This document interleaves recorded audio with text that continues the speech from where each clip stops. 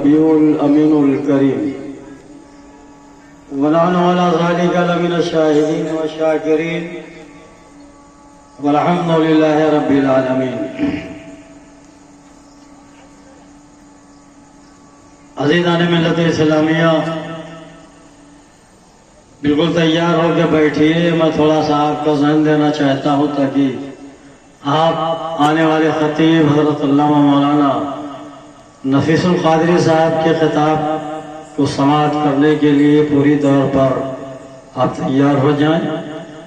اس لیے میں آپ حضرات کے سامنے زیادہ وقت آپ کا نہیں لوں گا. آپ گھبرائیں گے بھی نہیں. انشاءاللہ جلدی ہی آپ سے رخصت ہو جاؤں گا. کچھ عرض کرنے سے پہلے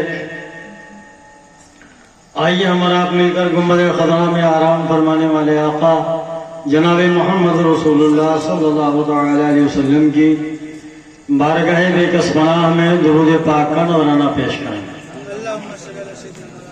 اللہم صلی علی سیدنا و نبینا مولانا محمد وعلی آل سیدنا و نبینا مولانا محمد وبارک وسلم. صلاۃ و سلام علیک یا رسول اللہ صلی اللہ علیہ وسلم. حضرات، ہمیشہ مجھے اس بات کی شکایت رہتی ہے کہ جب ہمارے علماء اسٹیج سے درود پاک کا مطالبہ کرتے ہیں تو ایک سنی مسلمان کو جس والہانہ انداز میں درود پڑھنا چاہیے اس طرح سے جواب آپ کی طرف سے نہیں ملتا ہے. درود پاک کے بے شمار فضائل ہیں. میں اس وقت درود پاک کے فضائل بیان کرنے کے لیے نہیں بلکہ میں نے ایک آیت کریمہ آپ حضرات کے سامنے تلاوت کیا ہے. انشاءاللہ الرحمن اسی کے تحت گفتگو کروں گا. لیکن اتنا تو ضرور آپ سمجھ لیجئے، میں اس لیے کہہ رہا ہوں کہ جب بھی درود کا مطالبہ ہو اور جب بھی آقا کا نام آئے تو آقا کی بارگاہ میں درود پاک بڑی محبت سے پیش کرنا چاہیے. فائدہ کیا ہوگا؟ آپ نے محبت سے درود پاک پڑھا.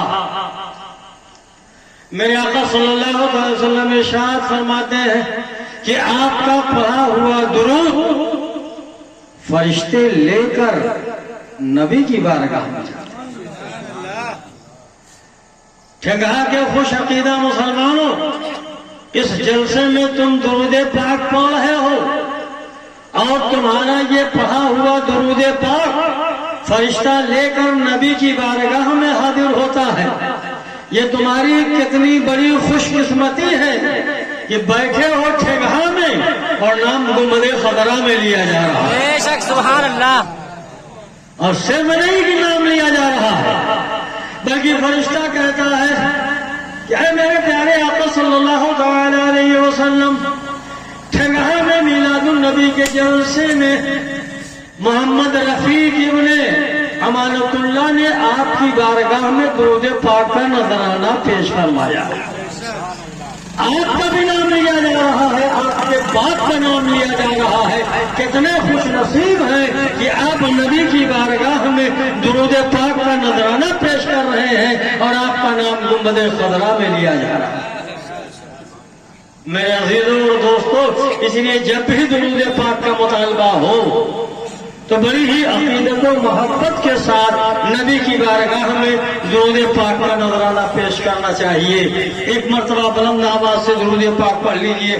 اللہم صلی علی سیدنا و نبینا مولانا محمد وعلی آل سیدنا و نبینا مولانا محمد وبارک وسلم. صلاۃ و سلام علیک یا حبیب اللہ صلی اللہ علیہ وسلم.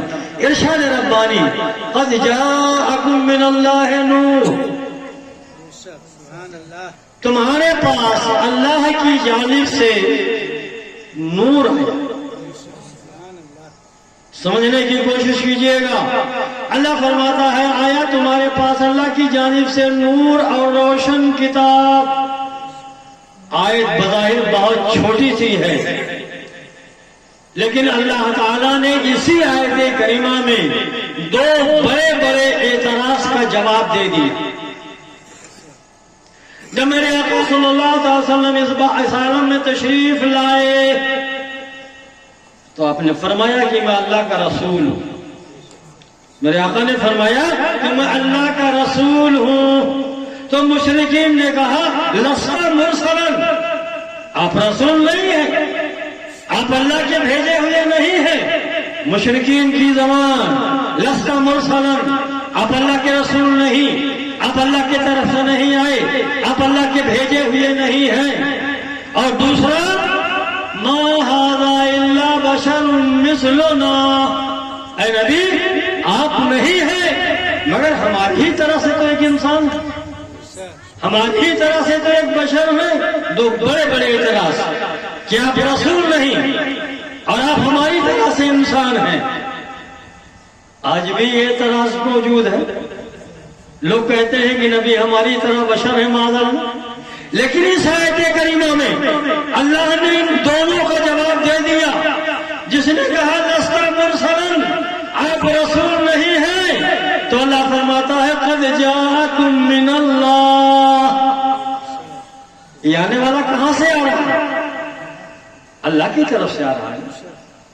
یہ جو ترجمہ ہوا نا کہ قد جاءکم من اللہ، آیا تمہارے پاس اللہ کی جانب سے. یہ آنے والا کہاں سے آ رہا ہے؟ اللہ کی طرف سے آ رہا ہے. اب مشرکین کا یہ کہنا کہ لست مرسلا، آپ رسول نہیں ہیں، اللہ نے جواب دیا یہ میرے بھیجے ہوئے میرے رسول ہیں، تمہاری بات غلط ہے، اس کا جواب دے دیے. اور دوسری بات قد جاءکم من اللہ نور، جو آ رہا ہے اللہ کی طرف سے آ رہا ہے، وہ کیا ہے؟ آپ بولو، آنے والا کیا ہے؟ آیت کریمہ کا نظر قد جاءکم من اللہ نور، یہ آنے والا اللہ کی طرف سے آ رہا ہے اور نور بن کر کے آ رہا ہے. دونوں اعتراض کا جواب اللہ نے دے دیا کہ آنے والا اللہ کی طرف سے ہے اور جو آ رہا ہے وہ نور بھی ہے. تو قد جاءکم من اللہ نور، آیا تمہارے پاس اللہ کی جانب سے نور اور روشن کتاب. میرے عزیزوں کچھ بھی تو نہیں تھا، صرف اللہ ہی اللہ تھا. اللہ ہمیشہ سے ہے اور اللہ ہمیشہ رہے گا. اللہ کے سوا کچھ بھی تو نہیں چاہا. ہاں جب اللہ نے چاہا کہ میری ربوبیت کا اظہار ہو، لوگ مجھے رب جانے، لوگ مجھے پہچانے، تو اللہ تعالیٰ نے اپنے نور سے اپنے محبوب کے نور کو پیدا فرمایا. اللہ نے اپنے نور سے اپنے محبوب کے نور کو پیدا فرمایا. اور جب نور عالم وجود میں آیا تو سنیے جناب عالی، اس نور نے کہا لا الہ الا اللہ. ارے بولو یار، کلمہ تو پڑھا رہا ہوں، کوئی غلط بات تو نہیں کر رہا ہوں. نور جب وجود میں آیا تو نور نے فرمایا لا الہ الا اللہ محمد. تو رب نے جواب دیا محمد رسول اللہ. نور کہتا رہا لا الہ الا اللہ، رب العالمین جواب دیتا رہا محمد رسول اللہ. نور وحدت میں گم ہوتا رہا، نور وحدت میں گم ہو گیا. پھر وجود ہوا تو پھر نور نے کہا لا الہ الا اللہ، رب نے جواب دیا محمد رسول اللہ. یہ سلسلہ کب تک چلتا رہا؟ جب تک کہ نور کو قرار نہیں آ گیا. اور جب نور کو قرار آیا تو میرے عزیزوں اور دوستوں اس نور نے عالم بالا میں عبادت شروع کر دی، نماز پڑھنا شروع کر دی. میرے آقا کا نور ہے، عالم بالا میں نماز پڑھا، عبادت کا اتنی عبادت کیا میرے آقا نے کہ میرے رب نے فرما دیا کہ اے میرے پیارے محبوب، تجھ سے زیادہ میری تعریف اور کوئی نہیں کر سکتا، اس لیے آسمانوں میں تمہارا نام احمد رکھا جا رہا. تو آسمانوں میں میرے آقا کا نام احمد ہے، اور جب نبی کو اس نور کو زمین پر بھیجا تو محمد بنا کر بھیجا۔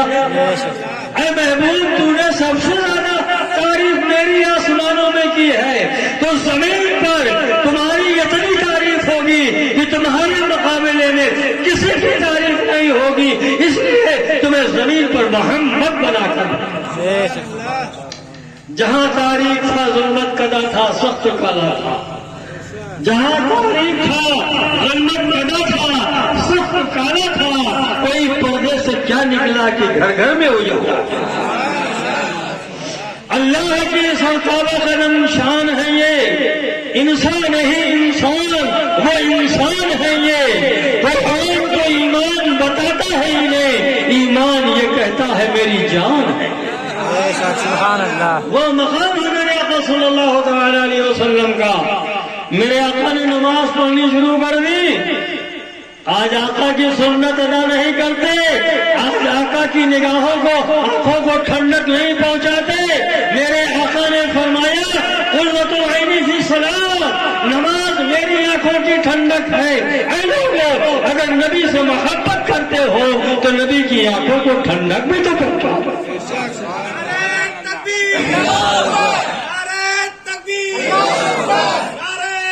یا رسول اللہ، یا رسول اللہ، اللہ اکبر۔ لیکن میرے آقا نے کیسی نماز پڑھی، عالم انوار میں، عالم بالا میں میرے آقا نے کیسی نماز پڑھی، ایک جھلک آپ کو دکھانا چاہتا ہے۔ میرے آقا صلی اللہ تعالی علیہ وسلم نے 2 رکعت نماز پڑھی، اور کیسی نماز پڑھی؟ میرے آقا صلی اللہ تعالی وسلم نے نماز کے لیے قیام کیا۔ آپ بھی جب نماز کے لیے کھڑے ہوتے ہیں تو اس کو کیا کہتے ہیں؟ قیام۔ کیا کہتے ہیں؟ قیام۔ ہاں، کچھ آپ بھی بولتے رہیے۔ تقریر کے ساتھ ساتھ تکرار بھی ہونی چاہیے، اور جب تکرار ہوتی ہے تبھی تقریر میں مزہ بھی آتا ہے۔ تو میرے آقا صلی اللہ تعالی علیہ وسلم کا نور عالم بالا میں عبادت فرما رہا ہے، قیام فرمایا۔ تو قیام میں کتنا زمانہ لگا؟ روایت میں ہے کہ میرے آقا صلی اللہ علیہ وسلم 70,000 سال تک قیام میں رہے، 1-2 سال نہیں، 70,000 سال عالم انوار میں میرے آقا نے قیام فرمایا۔ اور قیام کے بعد جب میرے آقا رکوع میں گئے تو 70,000 سال تک رکوع میں رہے۔ آقا کی عبادت دیکھو عالم انوار میں، رکوع میں گئے تو 70,000 سال کا زمانہ رکوع میں گزر گیا۔ اور رکوع سے جب آپ بھی کھڑے ہوتے ہیں نا، جس کو کیا کہتے ہیں؟ قوما۔ آپ نماز پڑھتے ہیں، یہ تو قیام ہو گیا، یہ آپ کا رکوع ہو گیا۔ رکوع سے جب آپ کھڑے ہوئے سیدھا، کسی کو کیا کہتے ہیں؟ قوما۔ ارے کوئی بولو نا بھائی۔ رکوع سے جب کھڑے ہوتے ہیں اسی کو قوما کہتے ہیں۔ تو میرے آقا صلی اللہ علیہ وسلم جب رکوع سے آپ نے سر اٹھایا تو 70,000 سال تک قوما میں، 70,000 سال قیام میں، 70,000 سال رکوع میں، 70,000 سال قوما میں۔ اس کے بعد میرے آقا صلی اللہ تعالی علیہ وسلم نے سجدہ فرمایا تو 70,000 سال سجدے میں رہے، اور سجدے سے جب سر اٹھایا تو 2 سجدوں کے درمیان جو بیٹھا جاتا ہے اسے جلسہ کہتے ہیں۔ یاد نہ ہو تو آج یاد کر لیجیے، 2 سجدوں کے درمیان جو بیٹھا جاتا ہے اسے جلسہ کہتے ہیں۔ تو میرے آقا نے سجدہ کیا، 70,000 سال کا زمانہ گزر گیا، جلسے میں بیٹھے تو 70,000 سال تک جلسے میں رہے، پھر دوسرا سجدہ کیا تو 70,000 سال تک دوسرے سجدے میں رہے۔ یہ تو 1 رکعت پوری ہوئی، کتنا زمانہ گزر گیا۔ اسی طرح سے میرے آقا نے دوسری رکعت پوری کی۔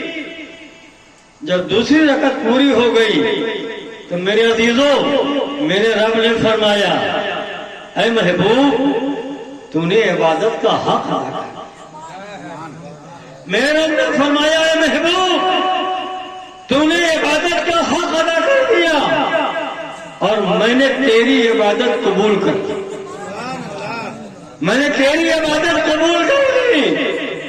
سر مانگ لے کیا چاہتا ہے، میں تجھے راضی ہو گیا، تیری عبادت کو قبول کر لیا، تو نے عبادت کا حق ادا کر دیا، اب مانگ کیا چاہتا ہے۔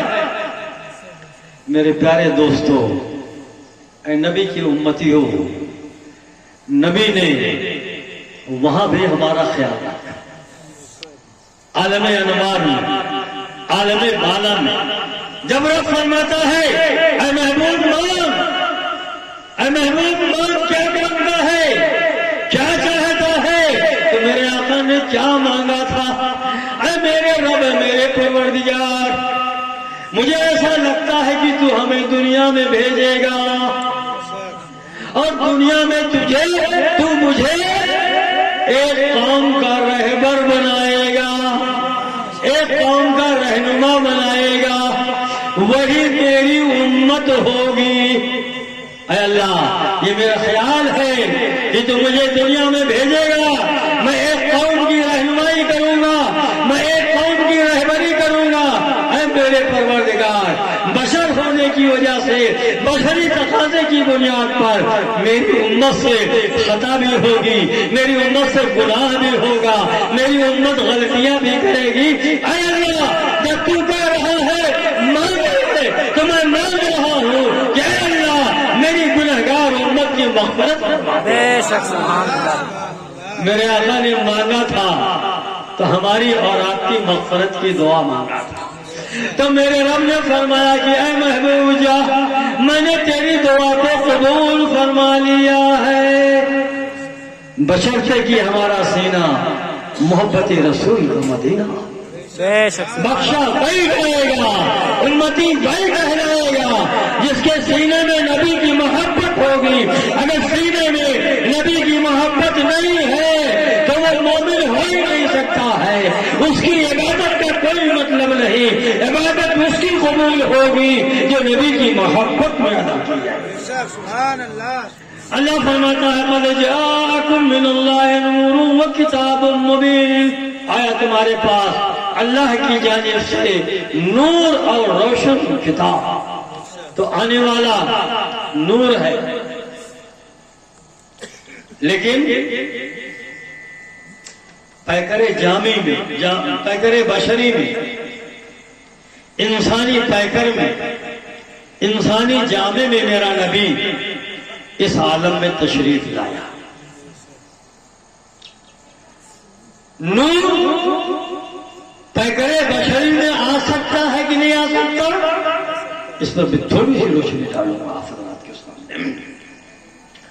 میرے آقا صلی اللہ تعالی علیہ وسلم کو اللہ تعالیٰ نے جب اس عالم میں مبعوث فرمایا تو انسانی جامے میں، انسانی پیکر میں، انسانی لباس میں بھیجا۔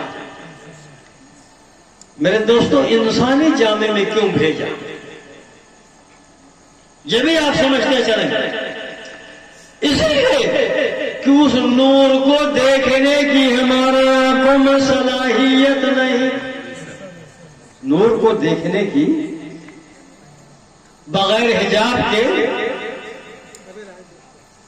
ہماری آنکھوں میں صلاحیت نہیں ہے۔ جیسے آپ کو بتاؤں، دیکھیے یہ دو فرشتے ہیں کہ نہیں، ہر جگہ ہے، آپ کچھ بولا کیجئے بھائی، ادھر ادھر کرنا ہو تو میرا ذہن بھی ادھر ادھر ہو جائے گا، میں بول ہی نہیں پاؤں گا کچھ آپ کے سامنے، لہذا توجہ کی ضرورت ہے۔ دو فرشتے ہیں کہ نہیں، دائیں کندھے کا فرشتہ نہیں ہی لکھتا، بائیں کندھے کا فرشتہ جو ہے برائی لکھتا ہے، جو آدمی غلط کام کرتا ہے وہ لکھتا ہے۔ تو کوئی کام کرتے وقت اتنا ضرور خیال رکھا کیجیے کہ یہ دونوں لکھ رہے ہیں، ہم چاہے اچھا کر رہے ہوں چاہے برا کر رہے ہوں، یہ دونوں لکھ رہے ہیں، لیکن ایمان سے آپ بتائیے گا ہمیشہ آپ کے کندھوں پر یہ رہتے ہیں، کبھی آپ نے دیکھا ہے ان کو؟ نہیں دیکھا نا؟ کیوں نہیں دیکھا؟ اس لیے کہ نور، اس لیے کہ نور ہے، یہ پیکرے نوری میں ہے، ہمارے اندر صلاحیت نہیں، ہماری آنکھوں میں وہ قوت نہیں کہ ہم اس نور کو فرشتے کو دیکھ سکیں۔ تو پتہ چلا یہ جلدی کرا یار، ہم بیٹھی تھے دوایا ترما لگا کہاں بیٹھا؟ درود شریف پڑھیے، اللہم صلی علی سیدنا و نبینا مولانا محمد وعلی آل سیدنا مولانا محمد مبارک وسلم، صلاۃ و سلام علیک یا حبیب اللہ۔ ان کو ہم نہیں دیکھ سکتے کیونکہ یہ پیکرے نوری میں ہیں، اپنا دفتر تیار کر رہے ہیں۔ تو اتنی دعوت آپ کو ضرور دوں گا، اچھا کام کرتے ہو یا برا کرنے کا ارادہ رکھتے ہو تو ذرا ان کو یاد کر لیا کہ یہ لکھ رہے ہیں، اور یہی میدان حشر میں یہی دفتر پیش ہوگا۔ تو ان کو ہم نہیں دیکھ سکتے کیونکہ ہماری آنکھوں میں طاقت نہیں۔ یہ بنے کس سے ہیں؟ سب سے پہلے یہ سمجھ لیجیے، اللہ تعالیٰ نے اپنے محبوب کے نور کو اپنے نور سے پیدا فرمایا، اور اس نور سے سب سے پہلے قلم پیدا فرمایا، اس کے بعد لوح پیدا فرمایا، اس کے بعد عرش پیدا فرمایا، اس کے بعد فرشتوں کو، پھر تمام زمین کو، جنت کو، دوزخ کو اور ساری مخلوق کو اسی نور سے پیدا فرمایا۔ بے شک سبحان اللہ۔ جو نور ہمارے نبی کے نور سے پیدا ہوا، جو فرشتہ ہمارے نبی کے نور کو سے پیدا ہوا، اس کو دیکھنے کی ہمارے اندر صلاحیت نہیں ہے۔ اگر میرے آقا کا نور بے حجاب اس زمین پر آ جاتا تو کس کے اندر دیکھنے کی صلاحیت ہوتی؟ کون دیکھ سکتا تھا؟ کوئی نہیں دیکھ سکتا تھا۔ اس لیے اللہ تعالیٰ نے اپنے محبوب کو بشری جامے میں، انسانی پیکر میں اس عالم میں مبعوث فرمایا تاکہ ہم نبی کو دیکھ سکیں، نبی کے اعمال کو دیکھ سکیں، نبی کی نماز کو دیکھ سکیں، نبی کا روزہ دیکھ سکیں، نبی کا حج دیکھ سکیں، نبی کے اعمال کو دیکھ سکیں، نبی کا کھانا پینا دیکھ سکیں، نبی کا چلنا پھرنا دیکھ سکیں، نبی کا اٹھنا بیٹھنا دیکھ سکیں، نبی کا سلام و کلام دیکھ سکیں۔ کیونکہ اگر ہم نبی کو نہ دیکھیں گے تو ہمیں نماز پڑھنے کا طریقہ کیسے معلوم ہوگا؟ اللہ نے قرآن میں تو فرما دیا واقعی الصلاۃ، نماز قائم کرو۔ نماز کیسے پڑھو گے؟ اگر نبی کو نہ دیکھا ہوتا نماز پڑھتے تو نماز کا تمہیں ڈھنگ کیسے معلوم ہوتا؟ نماز کا طریقہ کیسے معلوم ہوتا؟ اللہ نے کہا نماز پڑھو، واقعی الصلاۃ، نماز قائم کرو۔ اب نماز کیا ہے، کیسے پڑھی جائے گی؟ میرے نبی کھڑے ہو گئے تو پتہ یہ چلا یہ کھڑا ہونا نماز ہے۔ میرے نبی رکوع میں چلے گئے تو پتہ چلا یہ رکوع ہونا نماز ہے۔ میرے نبی سجدے میں چلے گئے تو پتہ چلا یہ سجدہ جو ہے یہ نماز ہے۔ تو حکم تو خدا کا ہے، طریقہ مصطفیٰ کا، یہی عبادت ہے۔ حکم خدا کا ہے، طریقہ کا مصطفیٰ کا ہے۔ تو میرے عزیزوں اور دوستوں، نبی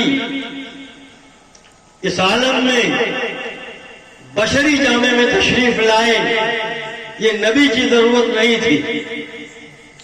نبی کا بشری جامے میں آنا یہ نبی کی ضرورت نہیں تھی، یہ ہماری ضرورت تھی، یہ ہماری ضرورت تھی۔ کیونکہ اگر نبی پیکرے بشری میں نہ آتے تو 1,40,000 وہ صحابہ، انہیں صحابیت کا درجہ کیسے ملتا؟ اگر نبی کو نہ دیکھتے تو صحابی کیسے بنتے؟ اللہ کو 1,40,000 کو صحابی بنانا تھا، اور صحابی کو دیکھنے والے کو تابعی بنانا تھا، اور تابعی کو دیکھنے والے کو تابعی بنانا تھا۔ اگر میرا نبی انسانی جامے میں تشریف نہ لاتا تو کوئی دیکھ نہیں سکتا اب سوال یہ پیدا ہوتا ہے کہ میرے عزیزوں اور دوستوں، کیا نور پیکرے بشری میں آ سکتا ہے؟ میرے رب نے فرما دیا، اور کیا فرمایا؟ اصل میں ایک صحابی تھے، وہ تھوڑا اونچا سنتے تھے، اونچا سنتے تھے، اور جو اونچا سنتا ہے وہ اونچا بولتا بھی، کیونکہ وہ اپنی ہی طرح سے سب کو سمجھتا، اس لیے اونچا سننے والا اونچا بولتا ہے۔ تو میرے رب کو یہ گوارا نہ ہوا کہ میرے محبوب کی آواز پر کسی کی آواز اونچی ہو جائے، اس لیے اللہ نے قرآن میں فرما دیا، لا ترفعوا اصواتکم فوق صوت النبی، خبردار سے خبردار، میرے نبی کی آواز پر اپنی آواز بلند مت کرنا۔ اگر تم نے اپنی آواز کو نبی کی آواز پر بلند کر دیا تو انتحبط اعمالکم، تمہارے اعمال برباد کر دیے جائیں، تمہارے سارے اعمال برباد کر دیے جائیں۔ اتنی سی بات کہ نبی کی آواز پر کسی کی آواز اگر اونچی ہو جائے تو اللہ اس کے سارے اعمال برباد کر دے، یہ اللہ تعالیٰ اپنے محبوب کی بارگاہ کا ادب سکھلا رہا۔ اس کا کیا نتیجہ ہوا؟ اصحاب رسول جب نبی کی بارگاہ میں آتے تھے تو بہت دھیمی آواز، ایسا نہ ہو کہ ہماری آواز نبی کی آواز پر بلند ہو جائے، بہت دھیمی آواز میں، آہستہ آواز میں بات کرتے تھے۔ کبھی کبھی یہ سوچ لیتے تھے، کچھ جاننا چاہتے تھے، کچھ پوچھنا چاہتے تھے، لیکن ہمت نہیں پڑ رہی ہے، ایسا نہ ہو کہ آواز بلند ہو جائے اور سارے اعمال برباد کر دیے جائیں۔ تو میرے دوستو، اللہ تو دل کا حال بھی جانتا ہے نا، آپ کے دل میں کیا ہے اللہ اسے بھی جانتا ہے نا۔ ارے یار کچھ تو بولو، ہم نے پہلے کہہ دیا تھا کہ کچھ تکرار کیا کرو، اور جب تکرار کرو گے تو بھی تقریر میں مزہ آئے گا۔ ہاں، تو صحابہ کرام دل میں کوئی سوال لے کر آئے ہیں بارگاہ نبوت میں سوال کرنے کے لیے، لیکن ہمت نہیں پڑ رہی، ہمت نہیں پڑ رہی کہ کیسے بولیں، ایسا نہ ہے کہ آواز بلند ہو جائے۔ یہ کس کا ادب ہے؟ صحابی کا۔ یہ کون لوگ ہیں؟ صحابی ہیں، وہابی نہیں۔ یہ سب لوگ کون ہیں؟ صحابی ہیں، پوچھنا چاہتے ہیں، لیکن ادب کی وجہ سے کہ ایسا نہ ہو آواز بلند ہو جائے، سارے اعمال برباد کر دیے جائیں۔ تو رب العالمین تو دلوں کا بھید جانتا ہے، اللہ دیکھ رہا ہے کہ اللہ کے پیارے محبوب کے، اس کے پیارے محبوب کے صحابہ کچھ پوچھنا چاہتے ہیں، لیکن ادب مانے ہے کہ آواز نہ بلند ہو جائے۔ تو رب العالمین جبریل امین کو انسانی جامے میں، انسانی پیکر میں، انسانی لباس میں نبی کی بارگاہ میں بھیج دیتا۔ اللہ کی بارگاہ کا مقرر فرشتہ جو نوری ہے، نوری ہے کہ نہیں؟ لیکن اللہ تعالیٰ ضرورت کے مطابق حضرت جبریل کو انسانی جامے میں، انسانی پیکر میں، انسانی لباس میں، بلکہ ایک صحابی رسول ہے جن کا نام دہیہ کلبی رضی اللہ تعالیٰ عنہ ہے، انہی کے شکل میں جبریل کو نبی کی بارگاہ میں بھیج دیتا تھا، اور اللہ فرماتا تھا کہ جبریل جاؤ، میرے نبی کے پیارے صحابہ جو پوچھنا چاہتے ہیں، ادب کی وجہ سے پوچھ نہیں پا رہے ہیں، وہی سوال تم میرے محبوب سے کر لینا، تاکہ صحابہ کو جواب معلوم ہو جائے۔ تو جبریل حضرت دہیہ کلبی کی شکل میں، انسانی صورت میں، انسانی لباس میں، انسانی پیکر میں لیا کرتے تھے. بے شک سبحان اللہ. جو صحابہ پوچھنا چاہتے تھے وہی سوال کر لیتے تھے. اللہ کے پیارے محبوب صلی اللہ علیہ وسلم جو جواب دے دیتے تھے پیارے صحابہ خوش ہو جاتے تھے. یہ کون آدمی آ گیا, یہ دہیہ کلبی کہاں سے آ گئے کہ انہوں نے سوال کر لیا, جبریل نے اپنا کام پورا کر لیا, واپس چلے گئے. تو میرے آقا نے فرمایا کہ جانتے ہو یہ کون ہے؟ نبی آئے تھے کون ہے؟ تو صحابہ نے فرمایا کہ یا رسول اللہ یہ تو دہیہ کلبی تھے. تو میرے آقا نے فرمایا دہیہ کلبی کی شکل میں جبریل امین تشریف لائے. دہیہ کلبی کی شکل میں جبریل امین تشریف لائے تھے. تو میں یہ بتانا چاہتا ہوں جبریل امین کے لیے 1 گھنٹے کی ضرورت تھی, آدھا گھنٹے کی ضرورت تھی, 20 منٹ کی ضرورت تھی, چند لمحے کی ضرورت تھی. تو پیکر بشری میں آ گئے, انسانی جامے میں آ گئے, انسانی لباس میں آ گئے. جتنی دیر ضرورت تھی اتنی دیر تک سارے بشری تقاضوں کو پورا کیا. اسی لیے تو صحابہ نہیں سمجھے کہ یہ جبریل ہے. صحابہ نے دہیہ کلبی سمجھا. جتنی دیر تک نبی کی بارگاہ میں بیٹھے رہے سارے بشری تقاضوں کو پورا کیا. تو میں کہتا ہوں جبریل امین کو 1 گھنٹے کے لیے ضرورت تھی اور میرے آقا کو 63 سال کی ضرورت تھی. میرے آقا کو 63 سال کی ضرورت تھی.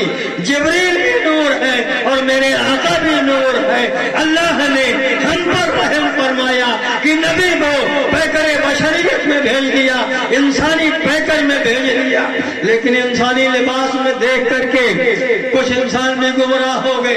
یہ تو ہماری ہی چلتے پھرتے ہیں, ہماری ہی طرح کھاتے پیتے ہیں, ہماری ہی طرح اٹھتے بیٹھتے ہیں, ہماری ہی طرح سے ان کے دکان ہے, ہماری ہی طرح سے ان کے منہ ہے, ہماری ہی طرح سے ان کے 2 ہاتھ ہیں. کس کا عقیدہ ہے؟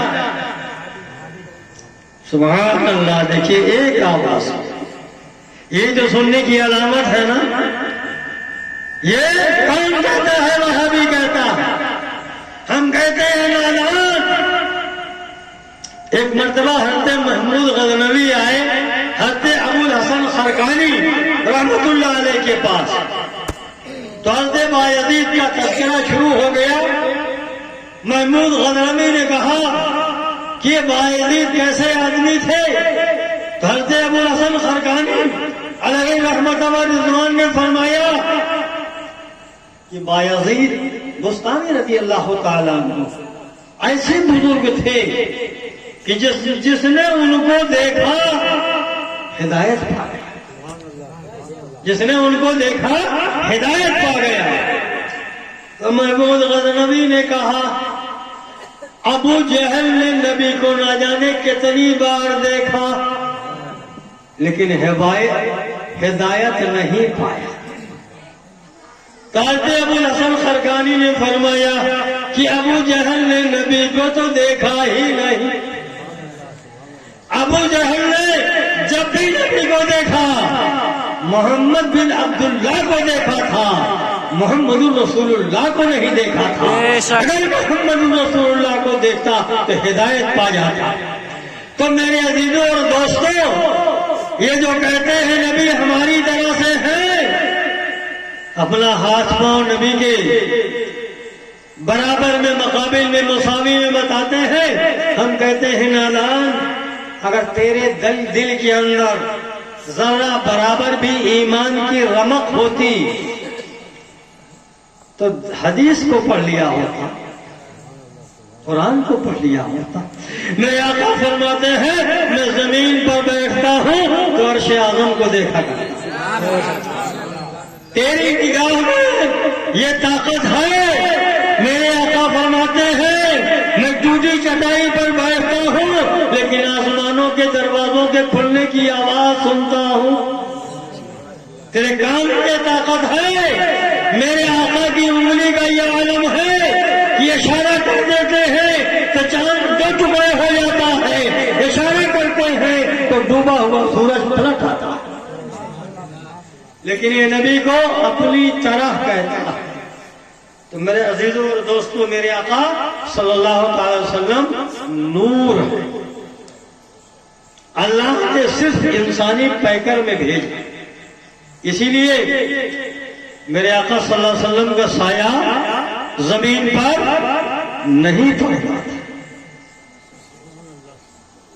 ہمارا اور آپ کا سایہ زمین پر پڑتا ہی نہیں تھا، چاند کی روشنی میں، سورج کی روشنی میں، بلب کی روشنی میں، ان کمکموں کی روشنی میں، رات کی روشنی میں، جب بھی ہمارے جسم پر کوئی روشنی پڑتی ہے تو جسم کا سایہ ہمارا پڑتا ہے کہ نہیں پڑتا؟ دکھائی پڑتا ہے کہ نہیں دکھائی پڑتا؟ سایہ ہمارا دکھائی پڑتا ہے۔ لیکن پہلے ایک بات میں جاننا چاہتا ہوں، میرے نبی کا جسم نورانی تھا نا؟ میرے نبی کے جسم کا سایہ نہیں پڑتا تھا، آپ کا جسم نورانی تھا، لیکن یہ لباس تو مادی لباس تھا۔ نبی نے جو تلوار لگائی وہ تو مادی تھی نا، جو لباس پہنا وہ بھی مادی تھا، جسم کا سایہ نہیں۔ لباس کا سایہ تو پڑنا چاہیے تھا، تلوار کا سایہ پڑنا چاہیے تھا، تیر کا سایہ پڑنا چاہیے تھا، نیزے کا سایہ پڑنا چاہیے تھا، لیکن یہ کہیں سے ثابت نہیں ہے کہ نبی کے لباس کا سایہ تھا، نبی کی تلوار کا سایہ تھا، نبی کے نیزے کا سایہ تھا، اس لیے کہ جو نبی سے وابستہ ہو گیا، جو نبی سے وابستہ ہو گیا وہ بھی نور علی نور ہو گیا۔ جب مادی لباس آیا یہ بھی نور ہو گیا، تلوار آئی یہ بھی نور ہو گئی، نیزہ آیا تو یہ بھی نور ہو گیا۔ نبی کا سایہ نہیں، جو چیز نبی سے وابستہ ہو گئی اس کا بھی سایہ غائب ہو گیا۔ میرے آقا صلی اللہ علیہ وسلم ایسے نور ہیں، قد جاءکم من اللہ نور و کتاب مبین، آیا تمہارے پاس اللہ کی جانب سے نور اور روشن کتاب۔ اب میں اپنی گفتگو ختم کرنے والا ہوں، اس لیے بھائی کہ مجھے آدھا گھنٹے سے تو زیادہ ہوئی ہے نا؟ ہاں ہو گیا ہے، اور آپ لوگ ایسے بیٹھے ہیں کہ دل تو چاہتا ہے بولتا ہوں۔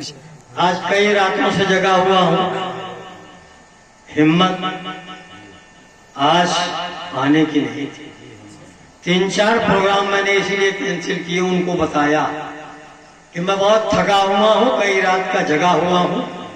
آج رات ہم نے ریزرو کر رکھی ہے کہ آج سے سوئیں گے، تو 2-3 پروگرام بیچارے ہماری حالت کو دیکھا، انہوں نے کہا ٹھیک ہے دوسرے دن پروگرام رکھ لیا۔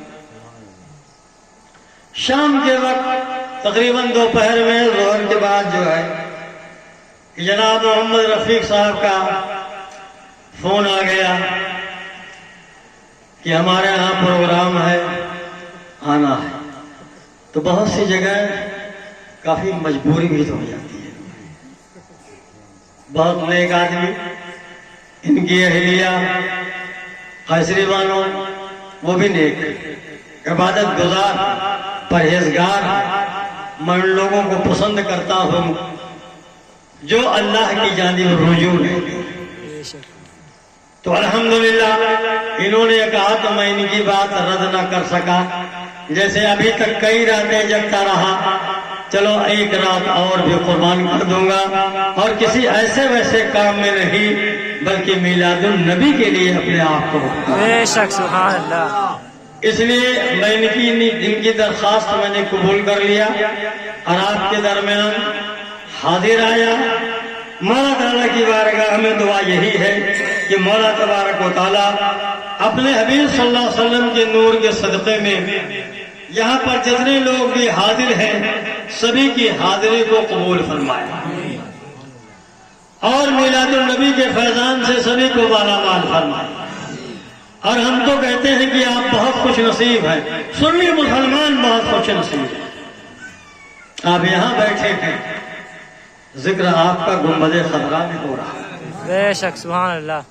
وہ مسلمان کتنا خوش نصیب ہے کہ اس کا نام نبی کی بارگاہ میں لے لیا جائے۔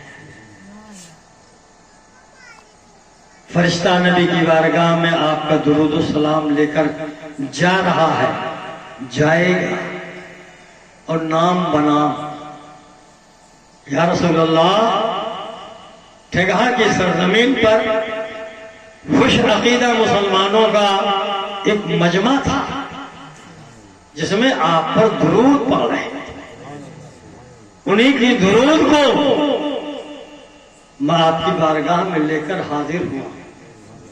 حاجی لال محمد ابن مرحوم حاجی شرف الدین نصیر فلاں کے بیٹے، اب سب کا نام تو نہیں جانتا، سب کا نام لے کر کے فرشتہ کہے گا کہ انہوں نے آپ پر درود و سلام کا نذرانہ پیش کروایا۔ بے شک سبحان اللہ۔ ہم تو کہتے ہیں کہ ہم تو اپنی خوش نصیبی پر ناز کریں گے کہ ہمارا نام مصطفیٰ جان رحمت کی بارگاہ میں آ جائے۔